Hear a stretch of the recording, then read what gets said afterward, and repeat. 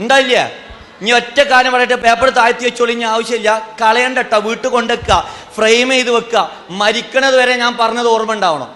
ഇത്ര നേരം ഞാൻ സംസാരിച്ച് ഞാൻ ഒരാൾ പറഞ്ഞത് കേട്ടിട്ട് നിങ്ങൾ ചെയ്തതാണോ? അല്ലേ? എല്ലാവരും ഞാൻ പറഞ്ഞത് കേട്ടിട്ടാണ് ചെയ്തത്, ഒരേപോലെ ചെയ്തത്. എന്നിട്ട് നിങ്ങൾക്ക് കിട്ടിയ റിസൾട്ടോ വ്യത്യാസം ഉണ്ടല്ലേ? ഒരു ടീച്ചറെ ക്ലാസ്സിലിരിക്കണ 50 കുട്ടികൾ ഒരേപോലെ വരൂല.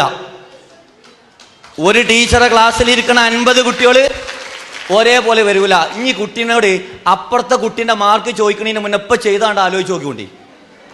ഇത്രയും വിവരം വിദ്യാഭ്യാസമുള്ള നിങ്ങൾ ഒരേപോലെ ആവണം ആദ്യം. എന്നിട്ട് എൻ്റെ കുട്ടീനോട് ചോദിക്കുക, എൻ്റെ മാർക്ക് എന്തേ ഓൻ്റെ മാർക്കിൻ്റെ പോലെ ആവാഞ്ഞെന്ന്. മേലാ ചോദിക്കരുത്. ആവൂല. നിങ്ങൾ ആലോചിച്ച് നോക്കി. പഠിപ്പിക്കുന്ന ടീച്ചർ ഒന്നാ, പഠിപ്പിക്കുന്ന കണ്ടന്റ് ഒന്നാ, റിസൾട്ട് ഒന്നാവൂല. ആവുന്നുണ്ടെങ്കിൽ നിങ്ങളതൊക്കെ ഒരേപോലെ വരണേന്ന്. നിങ്ങളൊക്കെ ചെയ്തത് ഒരേപോലെയാണ്. ഞാൻ പറഞ്ഞതും എല്ലാവരോടും ഒന്നിച്ചാ.